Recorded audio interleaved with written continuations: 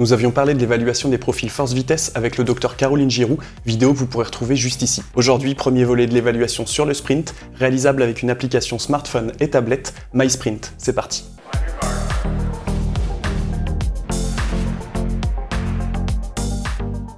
L'évaluation du profil force-vitesse est une approche intéressante pour connaître réellement l'expression des qualités d'un athlète. On va pouvoir connaître son niveau de force maximale théorique, de vitesse maximale et en déduire la puissance. Dans cette vidéo, nous allons voir comment réaliser celui-ci en sprint. Ce qu'il faut comprendre, c'est qu'initialement pour réaliser une telle évaluation, il fallait du matériel très onéreux. Des plateformes de force directement sous la piste d'athlétisme, des cellules photoélectriques ou un optojump de plusieurs dizaines de mètres. Bref, rien de réalisable pour le grand public. Aujourd'hui, avec la puissance des smartphones présents dans nos poches, il est possible de réaliser cette même évaluation pour une dizaine d'euros. Avant de parler de l'évaluation du profil en sprint, il est important de comprendre sa logique. Lorsque j'évalue mes sportifs en sprint sur le terrain, je vais avoir différentes possibilités. La plus classique est évidemment la performance mesurée au chronomètre. Le problème, c'est que si deux athlètes réalisent le même temps, je considérerais qu'ils ont les mêmes qualités. Ça peut être vrai, mais également totalement faux. Il a pu se passer beaucoup de choses très différentes entre mon départ et mon arrivée. De plus, il est très rare que mes sportifs fassent le même poids, mesurent la même taille, etc. Il existera donc beaucoup de variables interindividuelles que nous allons essayer de prendre en compte. Le sprint, c'est un effort qui va nécessiter beaucoup de force horizontale au sol pour accélérer et atteindre une vitesse importante. Cependant, plus la vitesse va être élevée et moins il est facile de créer de la force. Les athlètes les plus rapides vont être ceux qui sont capables de continuer de créer un important niveau de force au sol à des vitesses très élevées. Pour réaliser un profil force-vitesse en sprint, il va donc s'agir de connaître la vitesse de notre athlète durant sa course ainsi que son niveau de force au sol. Le niveau de force va diminuer du départ jusqu'à la vitesse maximale, comme peut le montrer ce schéma. Au contraire, la vitesse de l'athlète va quant à elle augmenter jusqu'à atteindre la vitesse maximale.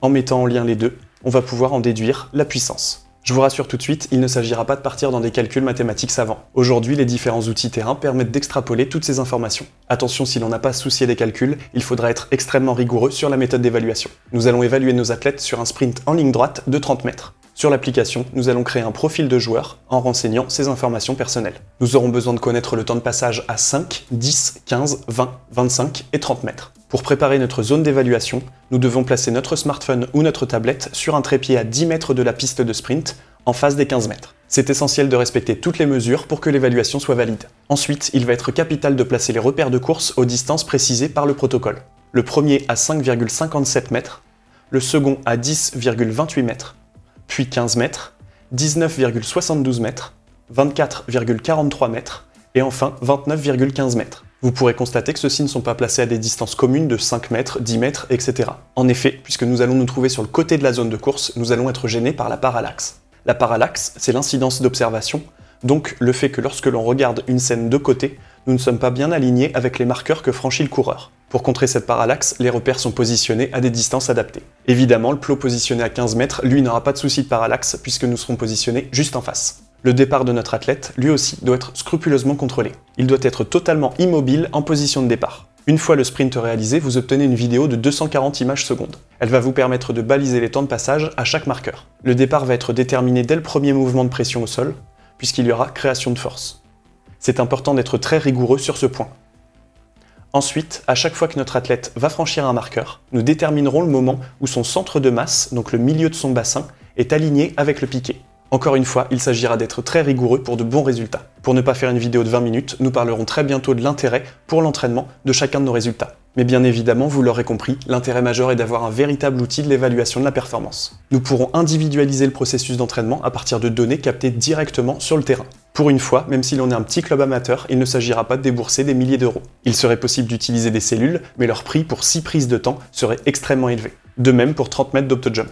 Également, nous aurions la problématique d'extrapoler le démarrage qui ne figurerait pas dans les cellules où il y a pourtant la plus grande création de force au sol.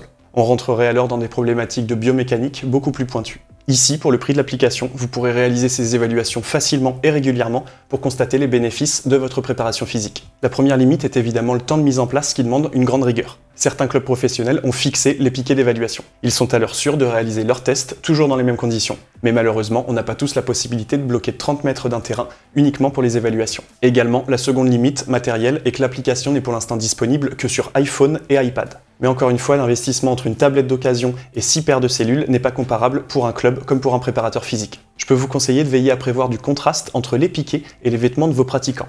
En effet, il est parfois difficile de bien déterminer le moment de passage de notre athlète lorsque les couleurs ne ressortent pas. C'est un petit détail qui peut littéralement pourrir une séance d'évaluation. Également pour les sports athlétiques, il est possible de procéder à un départ en start. En effet, le manque de familiarisation avec un départ au sol peut ne pas correspondre au résultat que vous visez en sport collectif. À vous de déterminer vos besoins et de les évaluer toujours dans les mêmes conditions. Enfin, vous pouvez également vous envoyer, une fois le profil réalisé par mail, vos résultats de test.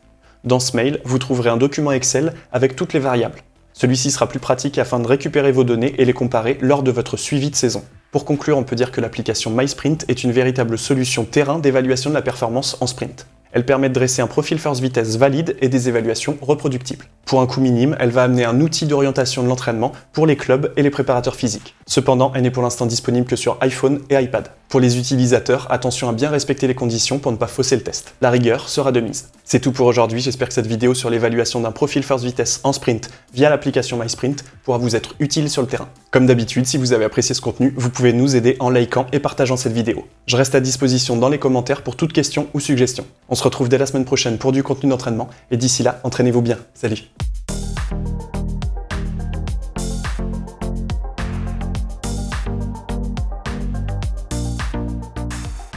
Une application smartphone et tablette